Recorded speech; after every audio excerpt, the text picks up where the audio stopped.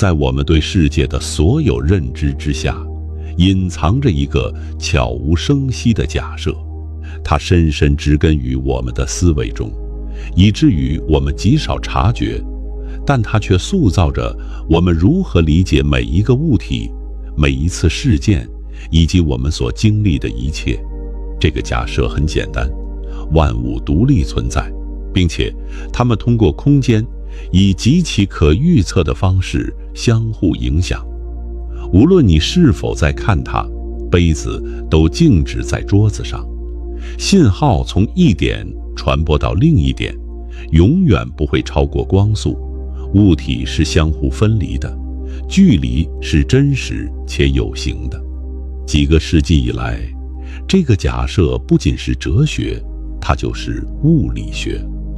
建立在艾萨克·牛顿研究基础上的经典物理学，描述了一个像巨大而精密的机器一样运转的宇宙。每个物体都有确定的位置、确定的速度。只要你掌握了足够多关于现在的信息，原则上就可以预测它的未来。现实是稳定的、局域的、可理解的。然而，量子力学的到来打破了这一切，我们对现实的整个假设彻底崩塌。这种全新版本的现实，甚至让最聪明的头脑也感到恐惧。这就是量子纠缠理论。说真的，如果你想搞明白量子纠缠到底颠覆了什么，得先搞明白人类曾经以为自己掌握了什么。这种自信可以用4个字概括：局部实在论。听着挺学术，其实说的是一个你打小就深信不疑的常识。第一，物体是独立存在的。你面前的杯子，不管你看不看它，它都在那里。月亮在天上，不是因为有人抬头才挂上去的。第二，任何影响的传递都不能超过光速。你在这边打个喷嚏，不可能瞬间让银河系另一边的某颗星星打个寒战。因果律和光速极限是经典物理的2根承重柱，谁都别想撬动。第三，物理量在被测量之前就有确定的值。一枚硬币放在桌上，即使被盖住，它也已经是正面或反面了，不会因为你揭开手才决定。这3条听上去像废话，对吧？但你仔细想想，你从小到大所有的经验、所有的直觉都建立在这3条之上，你从来没有怀疑过，因为你的生活里也从来没有出现过反例。牛顿的机械宇宙就是这种直觉的集大成之作。在牛顿的世界图景里，宇宙是一座精密的大钟表，每一个齿轮咬合得严丝合缝。你只要知道所有粒子的位置和动量，理论上就能算出宇宙从开天辟地到地老天荒的每一个瞬间。拉普拉斯说过一句特别霸气的话：给我一个初始条件，我能告诉你整个宇宙的未来。这话在今天听来狂得没边，但在牛顿力学的框架里，它是对的。因果分明，轨迹清晰，一切尽在掌握。拉普拉斯不是光说不练的人，他真把这个想法写进了他的概率论著作里，后人称之为拉普拉斯妖。想象有一个全知的存在，他知道宇宙中每一个粒子的精确位置和动量，也知道所有自然定律。对这个存在来说，宇宙的过去和未来像一本翻开的书，一览无余。没有偶然，没有随机，一切都在最初的那一刻被决定了。这个想法在19世纪让人无比安心，因为确定性意味着可预测性，可预测性意味着掌控感。人类喜欢掌控感，然后量子力学来了。1900年，普朗克第一次提出，能量不是连续的，而是一份一份的。这就像告诉你，你脚下的大地不是连续的，而是一块一块拼起来的。普朗克自己都被这个结论吓到了，他在论文里把它叫做一种绝望的假设，只是为了让理论和实验数据对上。他没想到这一步迈出去，经典物理的地基就裂了。2005年，爱因斯坦用光量子解释了光电效应。有意思的是，普朗克是推量子力学出门的人，爱因斯坦是拉他长大的人，但后来两个人都觉得量子力学走得太远了。27年，海森堡扔出了不确定性原理，告诉你粒子的位置和动量不可能同时精确确定。波恩说，波函数不是什么物理波，是概率。波尔说，互补原理，观测者参与塑造现实。经典物理那座大钟表被一连串的组合拳砸得稀碎，但真正致命的艺伎不是这些。不确定性原理虽然让人不舒服，但你可以安慰自己说，那只是我们测量能力不够，真正把现实根基炸掉的是一个更诡异的现象。两个粒子一旦发生过相互作用，就会被一种看不见的纽带绑在一起。此后无论它们被分开多远，一个在地球，一个在宇宙边缘，只要你测量其中一个，另一个就会瞬间给出响应，不是光速的响应，是瞬间的，不是延迟的响应，是零延迟的。这就是量子纠缠。爱因斯坦管它叫幽灵般的超距作用，语气里全是厌恶。但问题是，这幽灵是真的。关于叠加态，有一个著名的思想实验叫薛定谔的猫。薛定谔在1935年提出这个实验，来嘲讽哥本哈根诠释的荒谬。把一只猫关在盒子里，盒子里有一个放射性原子和一个毒气装置，原子有50%的概率衰变，衰变了就释放毒气杀死猫，没衰变猫就活着。在量子力学的框架下，在你打开盒子之前，原子处于衰变和未衰变的叠加态，这意味着猫也处于既死又活的叠加态。薛定谔的本意是说，你看看这多荒谬，猫怎么可能既死又活？但量子力学的支持者说，对，就是这样。在你观测之前，猫的状态确实不确定。这个思想实验后来成了量子力学最广为人知的招牌，虽然它原本是一个反对意见。1927年10月，第5届索尔维会议在比利时布鲁塞尔召开。这张会议照片后来被称为物理学史上最豪华的合影。29个与会者里有17个拿过诺贝尔奖。爱因斯坦和波尔在会上的交锋是整场会议的焦点。爱因斯坦说，上帝不掷骰子。波尔回了一句，爱因斯坦不要告诉上帝怎么做。这句话后来成了科学史上最著名的回怼之一。会上，爱因斯坦提出了一个又一个思想实验，试图找量子力学的破绽，每次都被波尔化解。但爱因斯坦不认输。3年后的1930年，第6届索尔维会议，他又拿出了一个精心设计的光合思想实验，试图同时精确测定光子的能量和时间，来打破不确定性原理。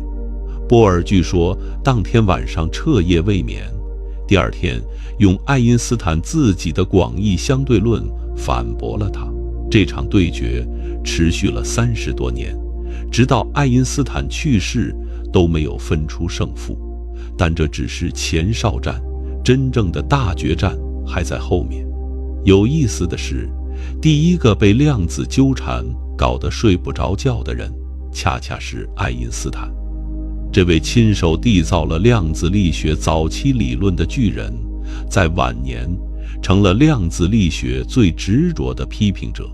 他不是反对量子力学，他比谁都清楚量子力学的预言是对的。他反对的是量子力学的诠释，是哥本哈根学派对量子世界的那套说辞。在他看来，一个完备的物理理论应该告诉你事情为什么会这样发生，而不是只告诉你事情发生的概率。上帝不掷骰子，这句话他说了一辈子。波尔听了这话，回了一句：别告诉上帝怎么做。两位巨头在索尔维会议上面对面交锋，在论文里隔空过招，在私人信件里互相试探。他们的争论不是意气之争，是两种世界观的碰撞。爱因斯坦信的是独立于观察者的客观实在，波尔信的是观察者参与的互补实在。这个分歧不是技术细节上的，是世界观层面的。但量子纠缠比骰子更让他难以接受。骰子好歹还算是个东西，纠缠简直是在挑战物理学的底线。如果两个相隔万里的粒子真的能瞬间感应，那因果律怎么办？相对论怎么办？光速极限怎么办？爱因斯坦觉得这里面一定有鬼，量子力学肯定是不完备的，一定有什么我们还没发现的隐藏变量，在暗中决定了粒子的行为。他这个执念后来引发了一场持续半个多世纪的世纪之争，争到最后，实验数据给了答案。答案是什么？我们后面慢慢说。但有一点可以先告诉你，爱因斯坦在这件事上确实错了，不是小错，是从根子上错了。而他错这件事本身，恰恰推动了物理学最深刻的一次自我革命。要理解量子纠缠，你得先忘掉一个你用了几十年的思维习惯。这个习惯叫做东西就是东西，一个苹果就是苹果，它有确定的颜色、确定的位置、确定的味道。你看不看它，它都是那个苹果。这是实在论的核心信念，也是你活到现在全部经验的总结。量子力学说，这个信念在微观世界不成立。先从叠加态说起，在量子世界里，一个粒子在被测量之前，并不处于某个确定的状态，而是同时处于所有可能状态的叠加之中。你可以想象一枚硬币，但不是放在桌上的硬币，而是在空中飞速旋转的硬币。在它旋转的时候，你能说它是正面还是反面吗？不能。它既不是正面，也不是反面，它处于正面和反面的叠加之中。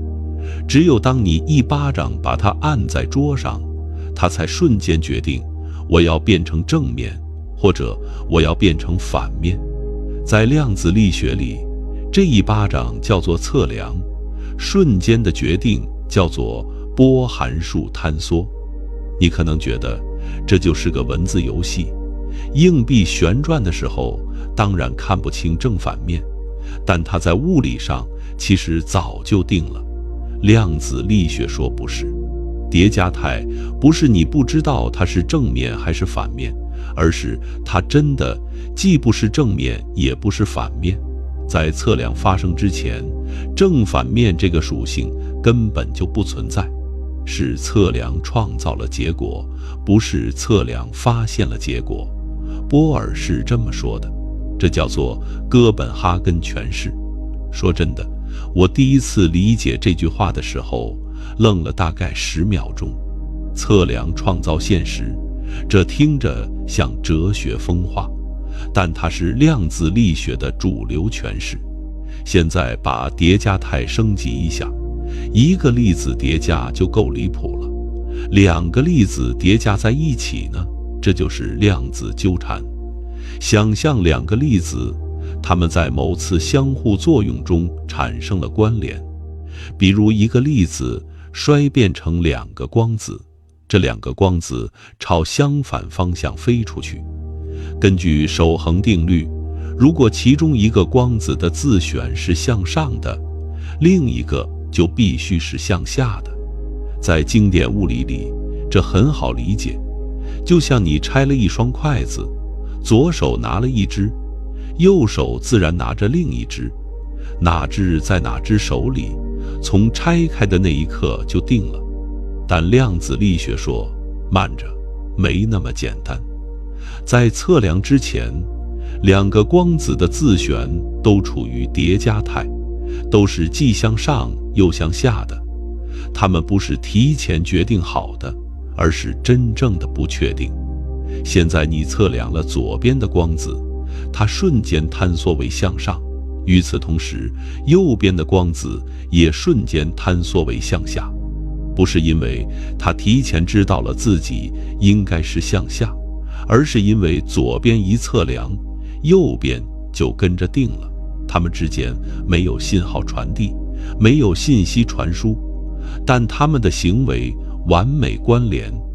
这跟手套类比有什么区别？很多人用一双手套来解释量子纠缠，说左手套和右手套分开放在两个盒子里，你打开一个，发现是左手套，另一个自然是右手套，这有什么神奇的？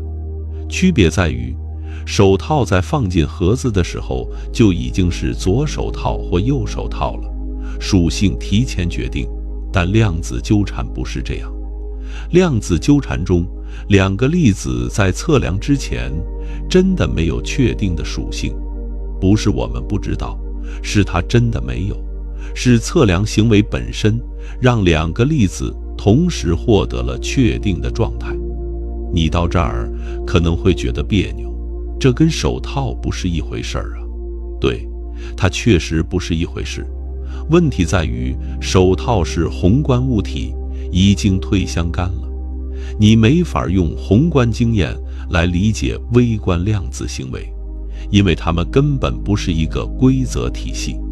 我打个比方，手套类比说的是，一对双胞胎出生时基因就定了，一个擅长数学，一个擅长文学，你只是还没看到他们的成绩单。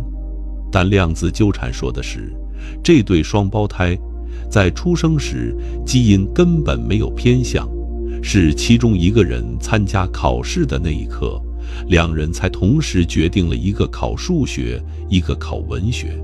不管他们隔了多远，一个在地球，一个在火星，这个决定都是同时发生的。你说这不离谱吗？薛定谔在1935年给这种现象起了一个名字，他用德语造了一个词，叫维尔申昆，意思是交叉缠绕，后来翻译成英文就是纠缠。薛定谔说，纠缠不是量子力学的特征之一，而是量子力学的标志，是他跟经典思想彻底分道扬镳的那条线。他说这话的时候，语气里既有惊叹，也有不安，因为连他自己都觉得这是有点超出直觉的容忍范围了。薛定谔为什么紧张？因为纠缠态意味着两个粒子不再能被单独描述，它们不再是两个独立的个体，而是一个整体。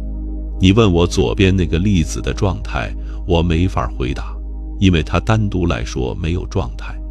你问我右边那个，我也没法回答，它们的状态只存在于关系中，不存在于个体中。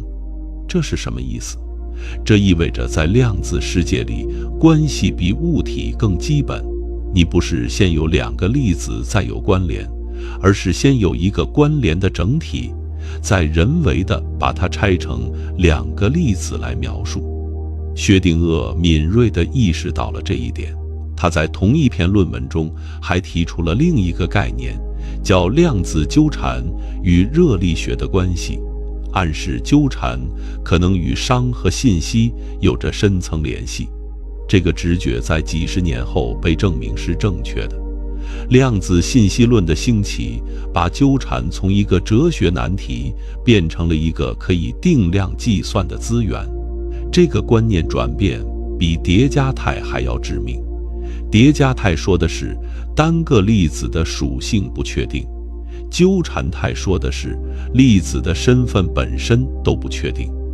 你和谁纠缠了，你们就是一个整体。单独看你没有意义，单独看他也没有意义，只有你们的关系才是物理上有意义的描述。从物体到关系，这是量子力学对现实最深层的一次颠覆。你可能想说，行，微观世界确实诡异，但跟我有什么关系？我又不是粒子。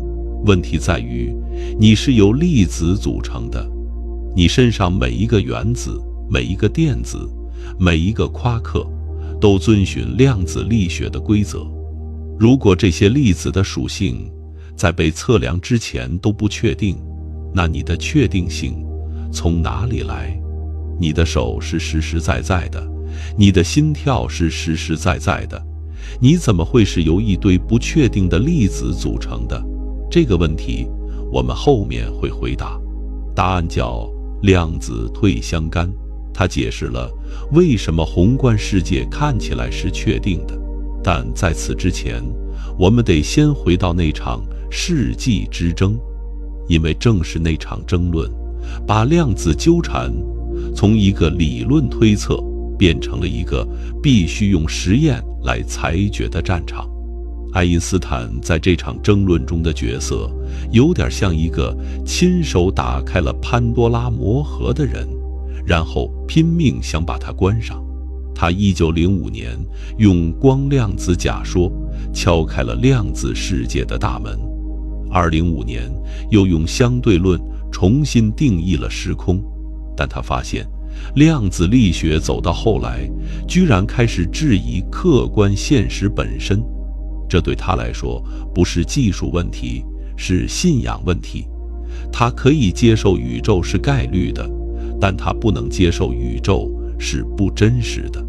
概率好歹还是关于什么东西的概率，但如果连那个什么东西本身都不确定，那物理学还研究什么呢？所以爱因斯坦做了一个决定，他要证明量子力学是不完备的，一定有隐藏变量在暗中操作。粒子在测量之前其实是有确定属性的，只是我们还没找到那个变量。他找了2个年轻同事，波多尔斯基和罗森，3个人一起设计了一个思想实验。这个实验后来被称为艾波罗杨谬，用3个人名字的首字母缩写，简称为EPR杨谬。1935年5月，他们把论文发在了《物理评论》上，标题是一个问题：能认为量子力学对物理实在的描述是完全的吗？答案是不能。艾波罗杨谬的逻辑其实不复杂，取2个自旋为0的粒子，让它们纠缠在一起，然后分开到很远。你测量左边的粒子，发现自旋向上，因为总自旋为0，所以右边的粒子自旋一定是向下。量子力学说，右边的粒子在测量之前处于叠加态，是爱因斯坦说不对。他认为右边粒子的自旋从一开始就是向下的，只不过你不知道而已。你测量左边，只是让你知道了右边的情况，并没有改变右边的任何东西。如果量子力学说右边粒子在测量之前不确定，那只能说明量子力学的描述不完备，漏掉了某些信息。这个论证的力量在于，它不否认量子力学的预测结果，它否认的是量子力学的诠释。爱因斯坦承认你测左边就能推出右边，但他坚持右边本来就定了，你测不测左边右边都一样。这就像你给朋友寄了2个盒子，一个装红球，一个装蓝球。朋友收到后打开一个，发现是红的，他立刻知道另一个是蓝的。这有什么神奇的？篮球又不是因为打开盒子才变成蓝的。波尔听完这个论证后，据说沉默了很久，然后他写了一篇同样标题的论文来反驳。论证风格极其波尔，绕来绕去，措辞谨慎，但核心意思就一句话：你测量的行为本身就构成了物理情境的一部分，不能把测量者和被测量对象分开来谈。在爱因斯坦看来，测量是发现现实；在波尔看来，测量是参与创造现实。这个分歧不是技术细节上的，是世界观层面的。爱因斯坦信的是独立于观察者的客观实在，波尔信的是观察者参与的互补实在。这场争论的本质是什么？是2种哲学立场对同一个物理理论的解读之争。爱因斯坦的立场叫实在论，物理量在测量之前就有确定值，理论的任务是描述这些值。波尔的立场叫互补原理，物理量只在测量情境中有意义，不同的测量方式揭示出互补但不可同时观察的方面。在数学层面，量子力学的方程对2人都一样，分歧只在怎么理解这些方程在说什么。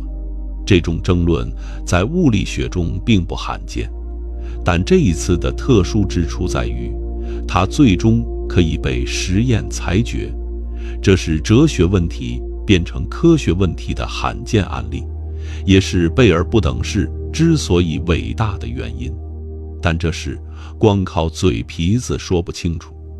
爱因斯坦可以坚持说有隐藏变量，波尔可以坚持说没有，到底谁对？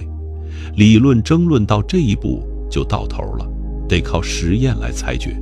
但问题是，怎么用实验来判定粒子在测量之前到底有没有确定的状态？这看上去根本不可能。你不能在测量之前知道粒子的状态，因为测量本身就会改变它。这就像要给暗室里的东西拍照，但闪光灯一打就改变了东西的颜色，你永远拍不到它本来的样子。这个困局持续了将近30年，直到1964年，一个叫约翰·贝尔的爱尔兰物理学家找到了一个天才般的突破口。他没有试图直接测量隐藏变量，而是设计了一个数学不等式，任何基于局部隐变量理论都必然满足这个不等式，但量子力学的预测在某些情况下会突破它。也就是说，如果实验结果显示不等式被违反了，那就说明局部隐变量理论是错的，粒子在测量之前确实没有确定的状态。贝尔的论文发表在一本不知名的期刊上，因为他觉得这篇论文太重要了，不想被埋在顶级期刊的稿件堆里，反而选了一个小众杂志让它能被看到。这篇论文当时没有引起太大反响，贝尔本人也只是个兼职做理论的加速器工程师。但就是这篇论文后来被称为20世纪物理学最重要的论文之一。他把一个看似无法验证的哲学争论变成了一个可以用实验回答的科学问题。贝尔不等式到底在说什么？用最通俗的话来讲，假设有一对纠缠粒子被送到2个相距很远的探测器，每个探测器可以被设置成不同的测量方向。如果粒子在出发前就携带了隐变量，提前决定了在每个方向上会给出什么结果，那么两个探测器的统计相关性必须满足某个上限，这个上限就是贝尔不等式。但量子力学预言，当探测器被设置在某些特定角度时，粒子对的相关性会超出这个上限，超出了就说明没有隐变量。粒子在测量之前确实是不确定的。有一个很形象的类比，假设你在统计小学生的人数，你数了所有小男孩的数量，加上所有戴眼镜的成年人的数量，这个和应该大于等于所有戴眼镜的男人数量。为什么？因为戴眼镜的男人要么是小男孩，要么是成年人。如果他是成年人，那他已经被算在戴眼镜成年人里了。如果他是小男孩，那他已经被算在小男孩里了。所以不等式必然成立。但如果有一天你发现这个不等式被违反了，小男孩加戴眼镜，成年人居然小于戴眼镜的男人数量，那只能说明你的统计框架有问题。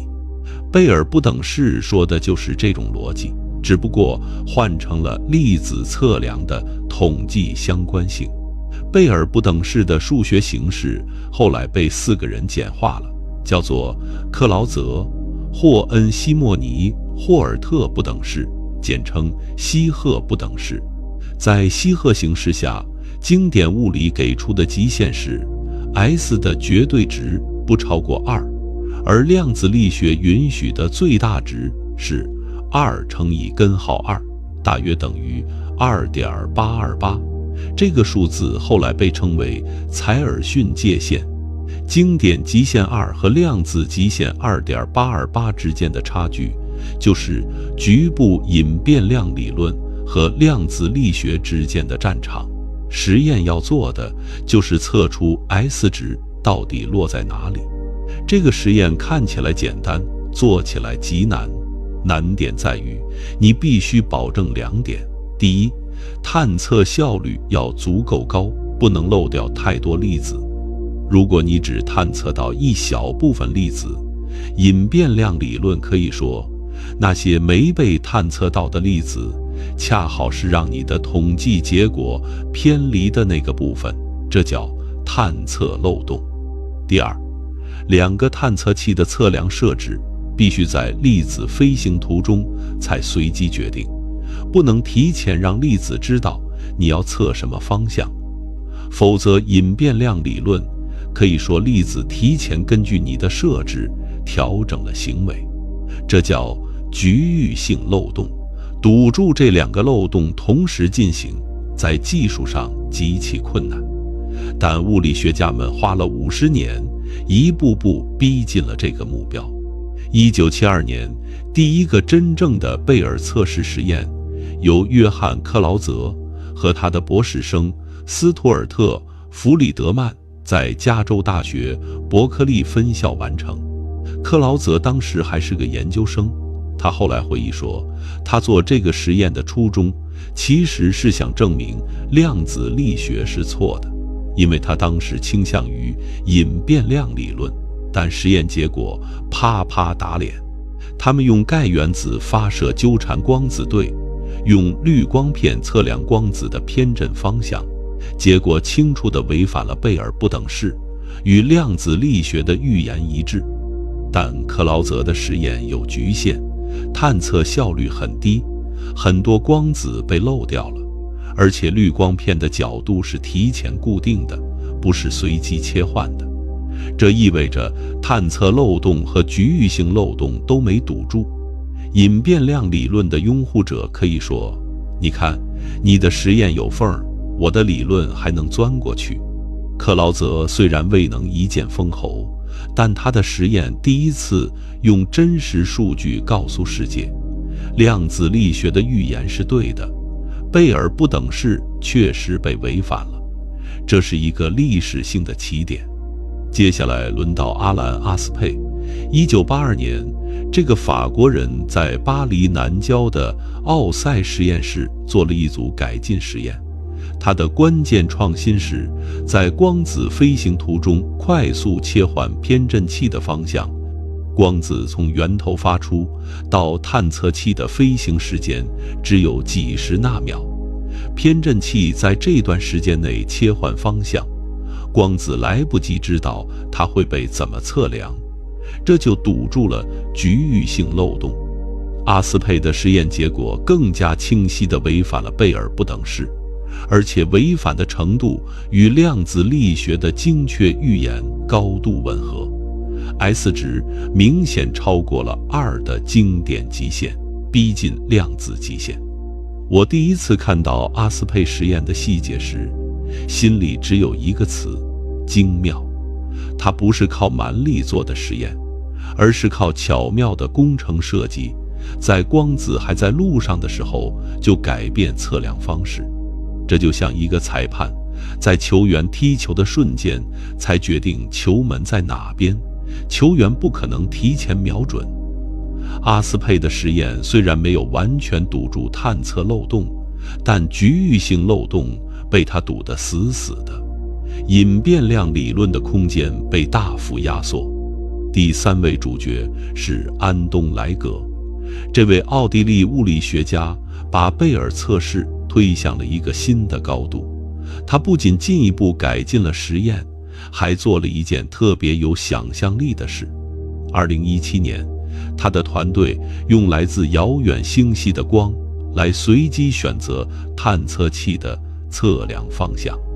这些光在宇宙中飞行了600年才到达地球，用它们来决定怎么测量纠缠粒子，意味着任何能够在实验过程中影响结果的隐变量，必须早在600年前就已经被设定好了。这把局域性漏洞堵到了一个几乎不可能再被挑战的程度。600年前是什么时候？明朝初年，朱元璋刚称帝没几年。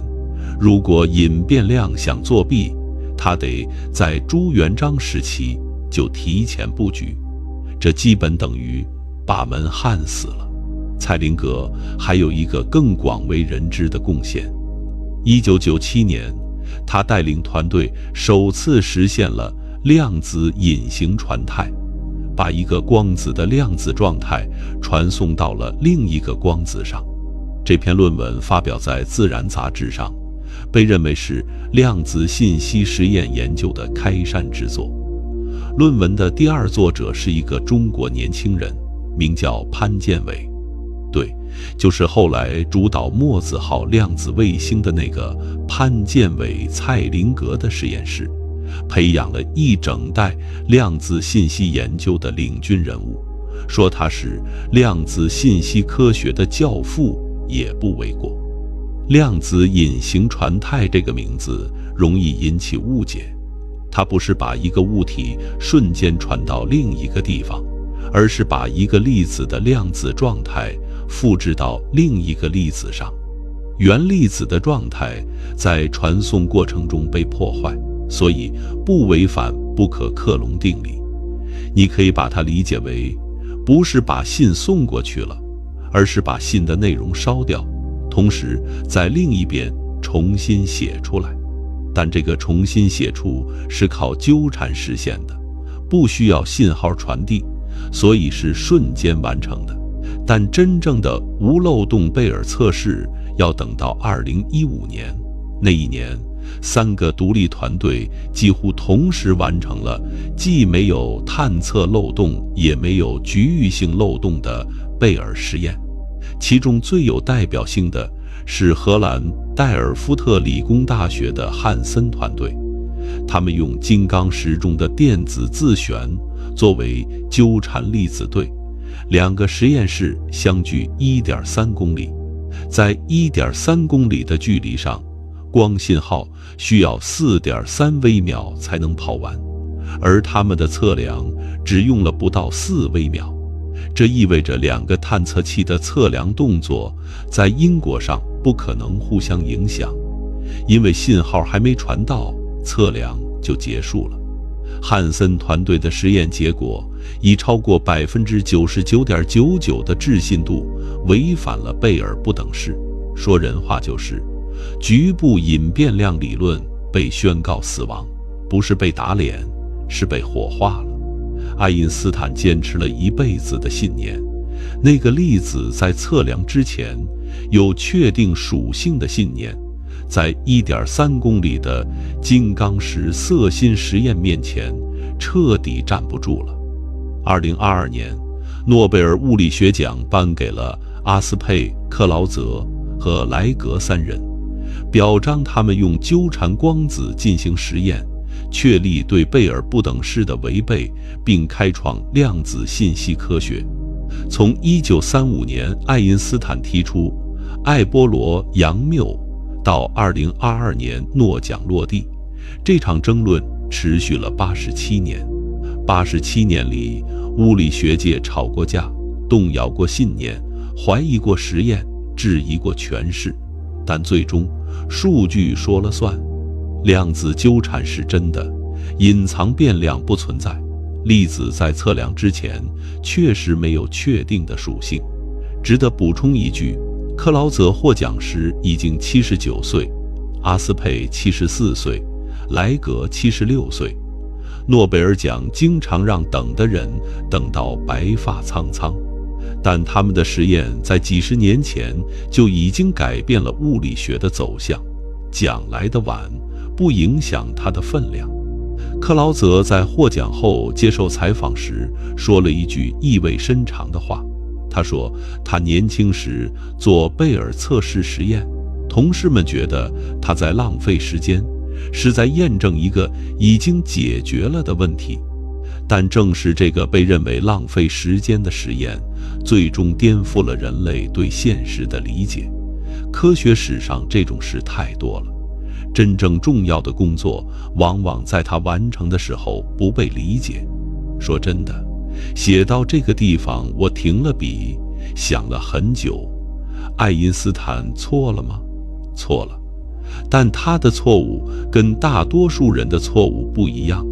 大多数人错是因为没想清楚，爱因斯坦错是因为他想得太清楚了，清楚到坚信现实必须符合某种逻辑框架。他用最尖锐的问题逼迫量子力学给出最精确的回答。没有他的质疑，就不会有贝尔不等式，不会有那些越来越精密的实验，不会有量子信息科学的诞生。他的错误恰恰是科学最伟大的推动力。你可能注意到了，我一直在说局部隐变量。局部的意思是影响不能超光速传递。那如果放弃局部性呢？如果允许超距作用存在呢？非局部隐变量理论，比如波姆力学，确实可以解释量子纠缠，但它付出的代价是，你必须接受某种形式的超距作用存在于物理定律之中。这对很多物理学家来说是个更难咽下的药丸。量子力学的主流态度是，纠缠不是信号传递，不能用它发消息，不违反相对论，但它在哲学上确实暗示了一种非局部的实在观。这个争论至今没有完全平息，只是战场从有没有隐藏变量转移到了怎么诠释量子力学本身。现在让我们回到那个最迫切的问题，如果微观粒子在被测量之前真的没有确定的属性，那为什么宏观世界看起来是确定的？你的桌子是硬的，你的咖啡是热的，你的猫要么活着，要么死了，不会同时活着又死了。量子纠缠如果真的无处不在，为什么我们在日常生活中感受不到它？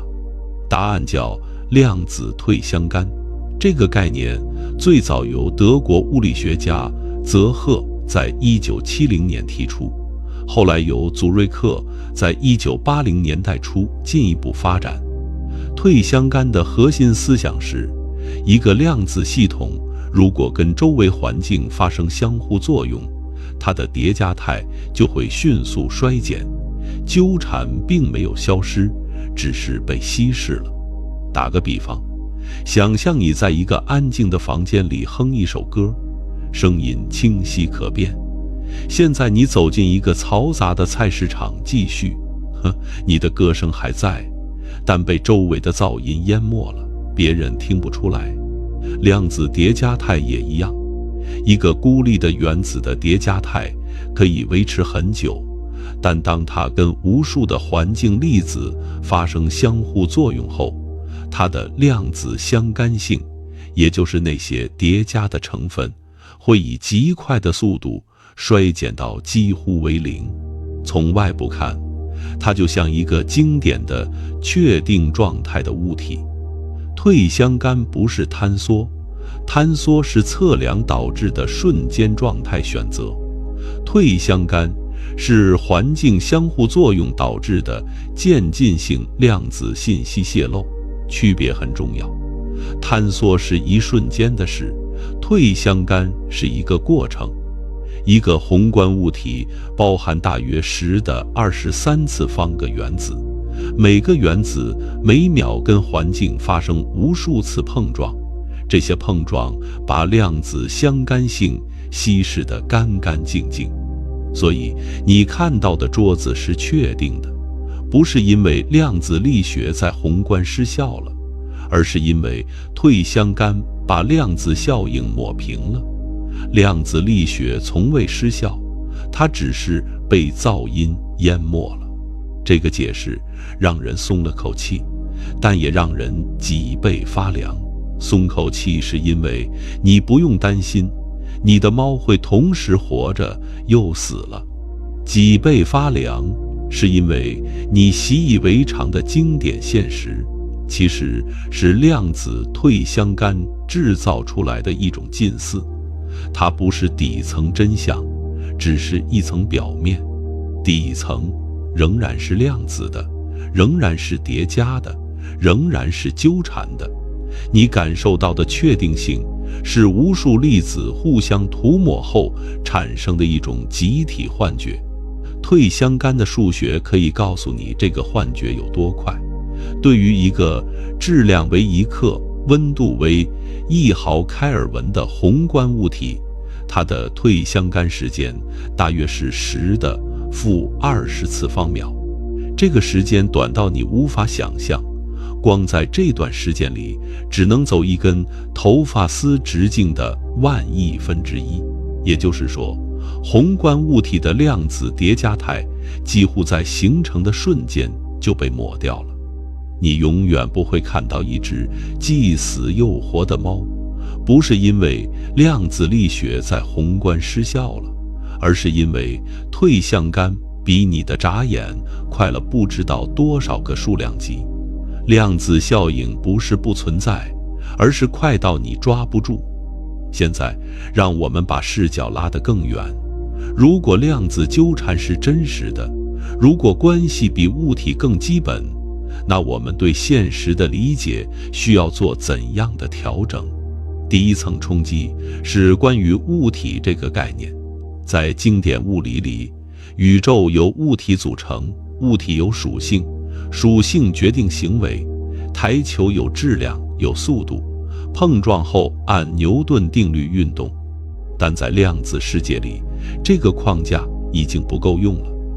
纠缠态中的粒子没有独立的属性，它的状态取决于它和谁纠缠，怎么纠缠。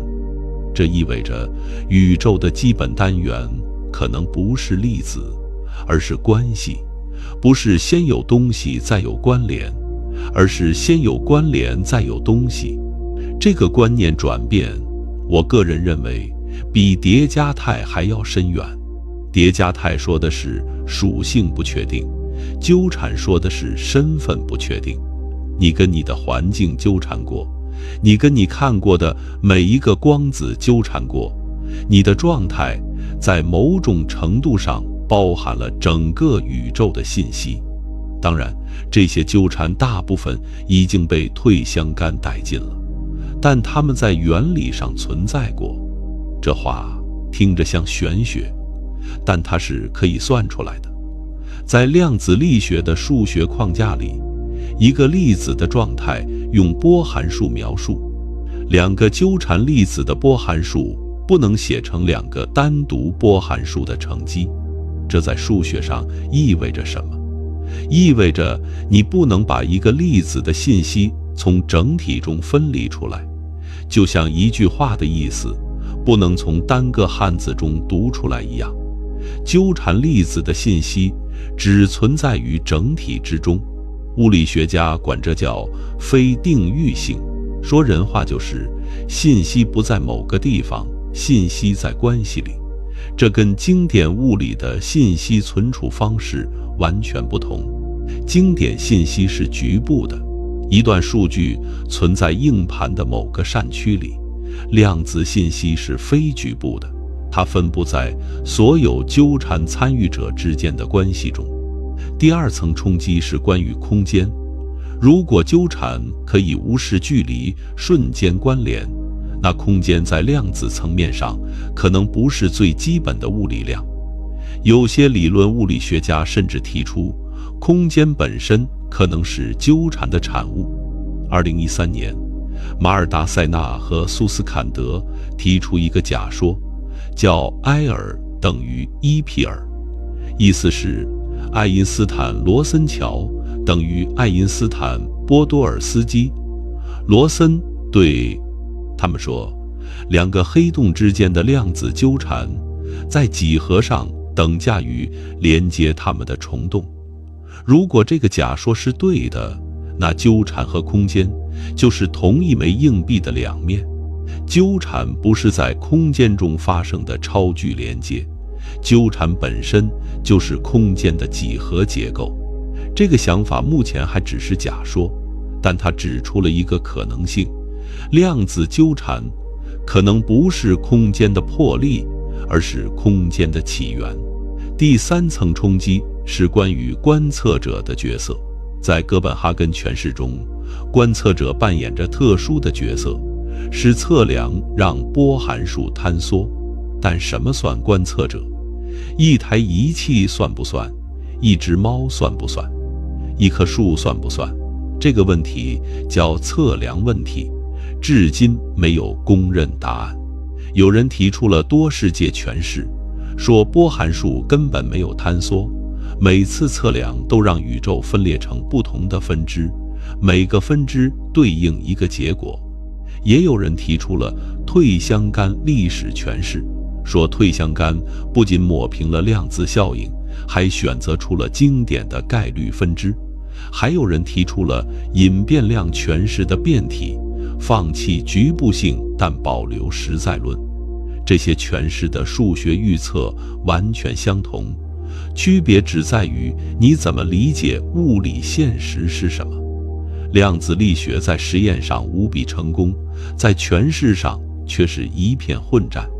这本身就说明了一件事：我们对现实的理解还远远没有到位。说真的，写到这儿我觉得有点恍惚。我们活了这么大，以为现实就是眼前所见，以为桌子是硬的，星星是圆的，事情发生了就是发生了。但量子力学在每一个层面上都告诉你，没那么多事情是理所当然的。你看到的确定性是退相干的近似效果，你感受到的空间可能是纠缠的几何投影，你以为的客观现实可能需要观测者参与才能成型。这不是科幻，这是物理学。100年的实验验证，从克劳泽的钙原子到汉森的金刚石色芯，从阿斯佩的偏振器到墨子号的1000公里纠缠分发，数据铁证如山。2017年，中国的墨子号量子科学实验卫星在国际上首次实现了1000公里级的星地双向量子纠缠分发。这意味着从距离地面500公里的卫星上向2个地面站同时发射纠缠光子，两个站之间的距离超过1100公里。这个实验在空间尺度上严格满足了爱因斯坦定域性条件，完成了对量子非定域性的检验。从1935年的思想实验到2017年的卫星实验，82年，人类终于在天上验证了地面上吵了几十年的问题。墨子号还完成了星地量子密钥分发和地星量子隐形传态两项重大突破，提前圆满实现全部3大既定科学目标。量子通信从理论走向工程，从实验室走向天空，这一步的意义不亚于贝尔不等式本身，因为科学发现告诉你宇宙是怎么运作的，工程技术告诉你怎么利用它。量子密钥分发利用的就是量子纠缠的不可克隆性，任何窃听都会破坏纠缠状态，从而被发现。这是目前人类已知唯一的物理层面绝对安全的通信方式。2025年，事情又往前走了一步。北京大学王建威和龚其煌团队与山西大学苏小龙团队在《自然》杂志上发表了一项成果，他们在集成光量子芯片上实现了连续变量簇态量子纠缠，这是国际上首次在芯片上确定性制备连续变量簇态，纠缠制备成功率提升到100%。这块芯片上集成了大约2500个元器件，保真度突破99.9%。你可能在想，这跟我有什么关系？关系大了。量子纠缠从实验室里的精密光学装置走向了可大规模制造的芯片，这意味着量子计算和量子通信不再是几台冰箱大小的光学仪器才能做的事，而是可以塞进口袋的芯片级技术。从科学发现到工程技术，这是任何一项技术走向普及的必经之路。以前你手机里的芯片是用经典物理造的，将来也许你的设备里会跑着量子芯片，处理着用纠缠加密的数据。同一年，上海交通大学的金贤敏团队与合肥国家实验室的窦建鹏团队在《物理评论快报》上发表了另一个突破，他们首次观测到了超距量子能量纠缠。以往我们说的量子纠缠都是关于状态关联的，比如自旋方向、偏振方向，但这次他们发现能量层面也存在纠缠导致的非局域关联。这等于说，纠缠不仅在信息层面起作用，在能量层面也有效应。这项研究的物理意义还有待进一步挖掘，但它暗示量子纠缠的影响范围可能比我们之前以为的还要广。如果能量也能非局域关联，那我们对能量守恒、热力学定律的理解可能都需要在量子层面上重新审视。你可能会问，量子纠缠能用来超光速通信吗？答案是不能。虽然两个纠缠粒子的测量结果是瞬间关联的，但你无法控制你这边测到什么结果。你测到自旋向上，那边就是向下，但你没法让自己一定测到向上，所以你没法用纠缠来传递有用信息。这个限制叫不可通信定理，它保证了量子力学不违反相对论的光速极限。纠缠很诡异，但诡异得守规矩。这也是为什么物理学家虽然嘴上说着幽灵般的超距作用，但实际上并不觉得量子力学跟相对论水火不容，他们各管各的领域。纠缠在信息关联层面是瞬时的，但在信号传递层面被禁止超光速。宇宙比你想的更聪明，它给了你纠缠的超距关联，同时又不让你用它来作弊。说了这么多，我想带你回到一个更个人的层面。量子纠缠的故事讲了80多年，从爱因斯坦的质疑到贝尔的数学突破，从克劳泽的钙原子到汉森的金刚石，从理论哲学到芯片工程，这条线串起来，其实是在回答一个问题：现实到底是什么？经典物理给出的答案很简洁，现实是物体的集合，物体有确定的属性，属性随时间按因果律演化。这个答案在宏观世界里完美成立，你靠它造桥修路发射火箭都没问题。但量子力学说这只是一个近似，底层的现实不是物体的集合，而是关系的网络。粒子的属性不是内禀的，而是在相互作用中被定义的。空间可能不是基本的舞台，而是纠缠结构产生的几何效果。观测者不是旁观者，而是参与塑造现实的一部分。经典物理像是一幅油画，远看是一个完整的世界，近看才发现那些笔触和色块并不连续。量子力学就是那个近看的视角，它告诉你油画的颗粒结构，告诉你你以为的连续其实是由无数离散的量子事件拼成的。我不打算假装这些结论已经板上钉钉。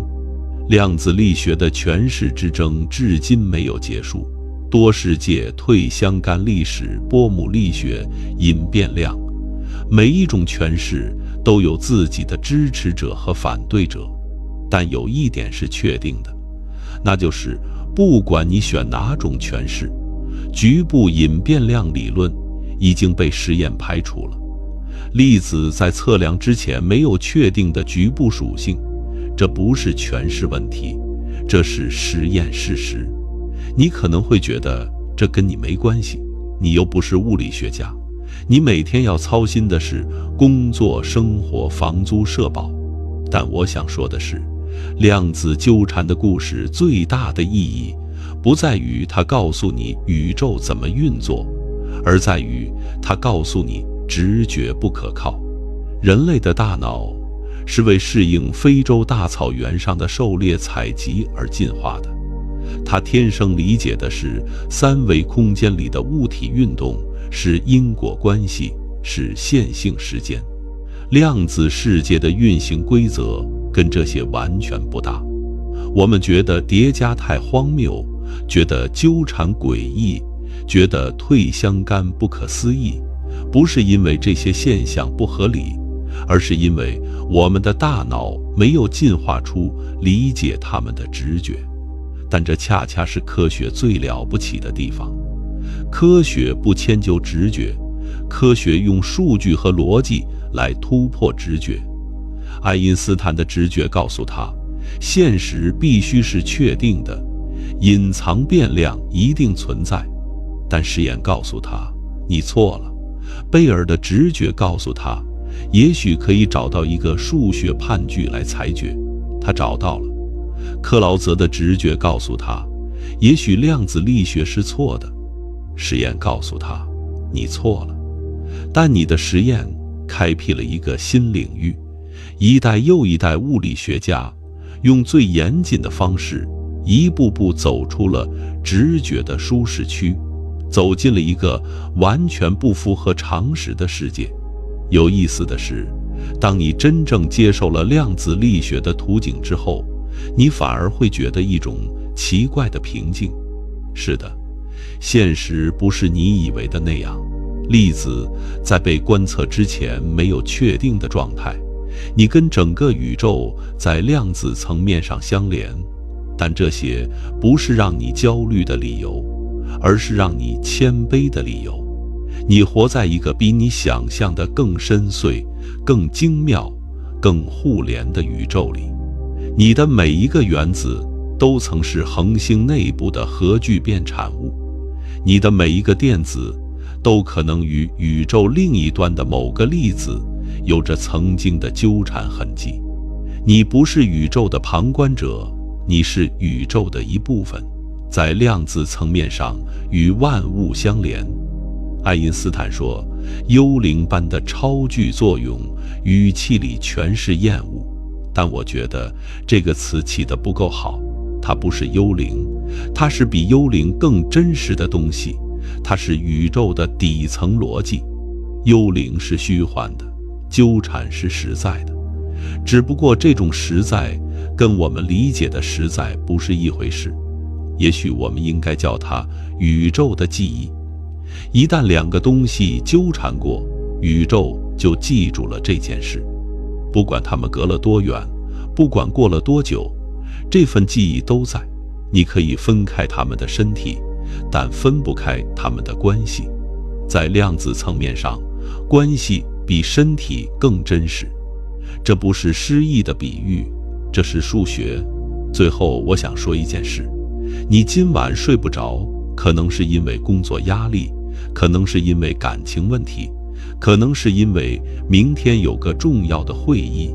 但如果你把视角拉远一点，拉到量子的尺度，你会发现你焦虑的那些事，在宇宙的尺度上连尘埃都算不上。而宇宙本身，这个由纠缠网络编织出来的巨大存在，已经安静地运转了138亿年。它不着急，你也不用急。晚安。